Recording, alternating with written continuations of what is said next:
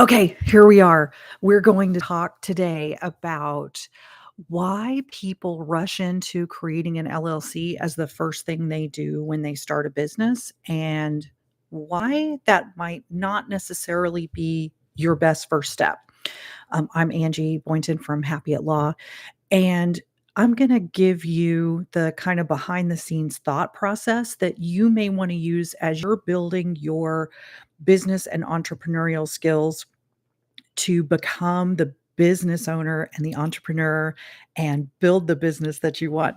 So, what we're going to talk about today is why people sort of rush out. First step they do when they decide they want a business, a lot of times, is to create an LLC. Now, an LLC, a limited liability company, can be a great tool for your business. It does what the name says. It limits the liability of the members who own that business to the business itself, right? When it's properly set up and properly maintained. And that right there are two of the big issues that I see over and over again. So I want you to imagine that you've got a business owner who is basically going to be an army of one. They're going to provide maybe some professional services. They're a consultant, a coach, a freelancer. And they're basically, instead of working a W-2 job for one person, they're going to do 1099 work for a lot of people, or they're going to do project work. And so what they decide to do is go out on their own. So they think, okay, well, I need an LLC. Everybody says I need an LLC. But the thing is, setting up an LLC when you're first starting a business, I would say budget between $500 and $2,500 for that, depending on how you're going to get it done. So when you think through what are you going to get for that 2,500 bucks, if you're going to be what they call a pass-through business. So in other words, you're going to get work, you're going to bill your client, they're going to pay you, and you're going to file your taxes every year as a person. So like if you get paid, 500 bucks for a coaching package and you're going to show $500 of income on your personal income taxes. In other words, the business is not going to file a separate tax return. They call that a pass-through entity. The income and expenses pass through the LLC to your 1040 form. Then you're going to be creating this entity and spending money for what? To look like a real business. That's a legitimate reason. But if you're a pass-through entity, you could consider being a sole proprietorship. You know what it takes to create a sole proprietorship in a lot of states? Deciding you're in business.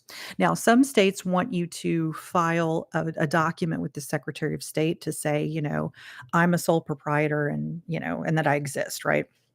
Or you might need a business license or something like that. But for a lot of people, they're going to run out and create an LLC and they're going to sort of stick it in a drawer and not use it the way you could use it to limit your liability. So there's a reasonable option to become a sole proprietor and spend that 500 bucks on getting a really good insurance policy, right? That's a reasonable alternative. So, where did this idea come from that everybody's got to have an LLC? And I think some of it comes from people that don't think about or share with that advice what it takes to maintain an LLC. You got to do annual filings. You might have to pay a franchise tax fee or something like that, depending on what state you're in. Those are accounting stuff. I don't do tax advice. But you get sort of I file the LLC, so it's real. I have a real business now. I think there's a lot of emotion that goes with that. And when we're talking about small business, especially if you're trading your time, your life force for your fee, it's always going to be kind of an emotional decision, right? To create that LLC or even a corporation, right? If you're going that route, some people still do that, as opposed to taking that money and putting it towards developing your product or doing marketing or sitting down and making phone calls, right? making phone calls to people to ask them to give you business. That's scary. That's scary, but as real as filing a document to get your LLC created, right? When you think about milestone events that start your business. So why do people so many times think LLC is the first step? One might be they have that urge to make it real, right? Another thing might be nobody's ever given them alternatives, right? So if you go to a lawyer and say, I want to create an LLC, they might ask you what it's for and why you want to do that. But for the most part, if you go to a lawyer and you say, hey, create an LLC for me, they're going to do that for you, right? Surgeons want to perform surgery, mechanics want to work on cars, lawyers want to create LLCs. Now, it's not that you shouldn't take the advice, right? I've been a lawyer for a long time. I like it when my clients take my advice as part of their decision-making process. And here's where really the rubber hits the road is that first decision you make, whether to create an LLC or become a sole proprietor or become a general partnership if you've got somebody you're working with, that's one of the first big business decisions you make as an entrepreneur.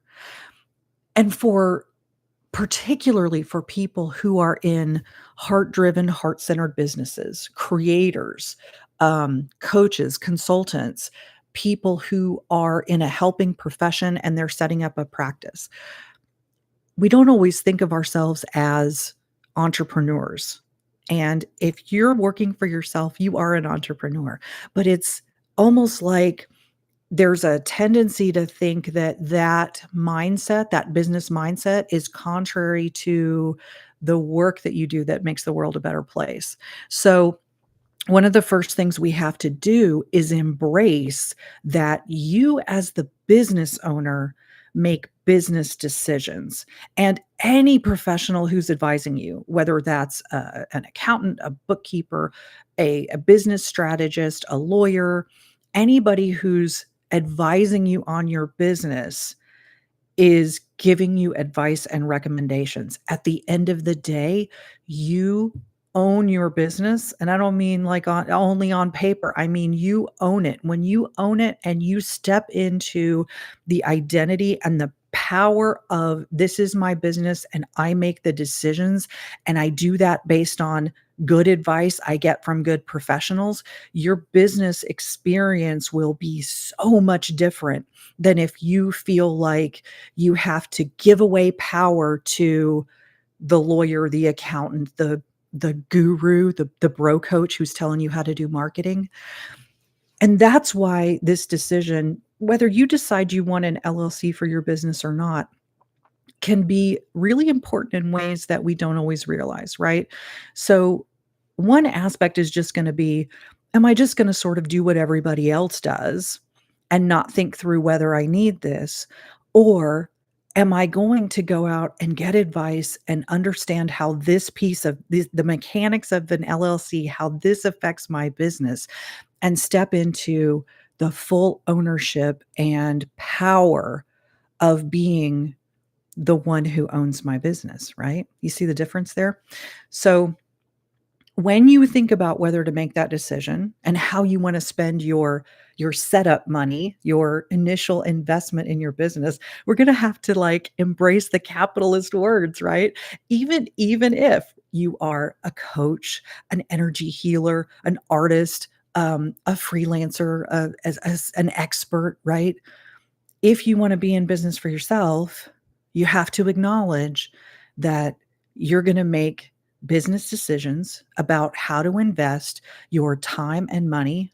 In other words, your capital and your assets, right? Your time, your money, your expertise, your intellectual property, your methods, all of these things that have value, which is the reason you can charge people money for doing these things. All of that is an investment in your business. And it starts with, for many people, that first business decision they make is, oh, I'm going to set up my LLC. Sometimes they don't even acknowledge that it is a decision. It's just an assumption that they make because that's what everybody else does. But here's what I know about you because you found me, which is your business is not like everybody else's business. There's a heart centeredness and an energy and a desire to change the world in big and small ways so that you're not going to do things the way everybody else does them. You're going to do them your way, and you're going to do it in the fair way of good legal ways of conducting business, good contracts, good compliance.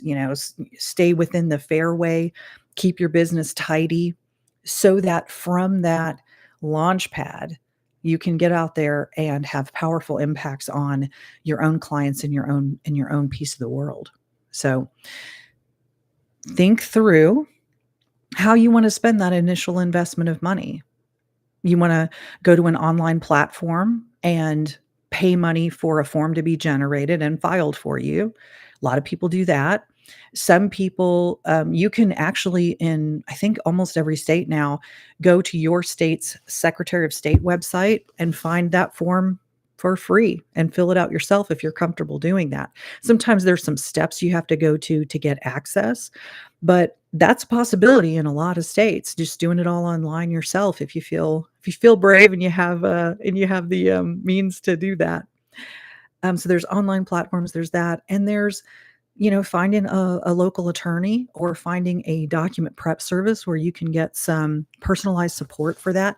We do it at Happy at Law, depending on the state that you're in. So there are a lot of options out there. But at the end of the day, what I want most for you is for you to have the confidence and the empowered position that you are the one who makes business decisions, that you take good advice from your professional advisors, that you expect your advisors to give you a recommendation and not just say it depends or, well, just give you choices.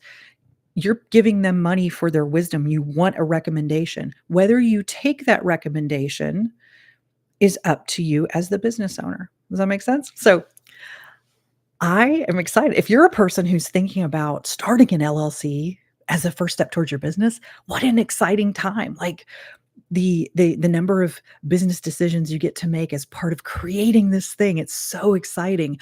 Or maybe you're somebody who has had an LLC for a while and you created it, you spent money on it. Now you're not sure what to do with it, right? Maybe you didn't it's been more than a year and you don't know if your annual filings were done. You don't even know if your LLC still exists.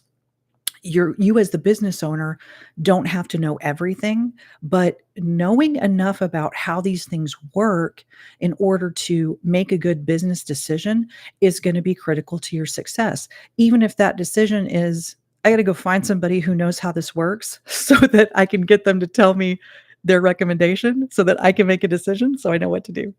All right. Let's get out there and have some good adventures and be successful today.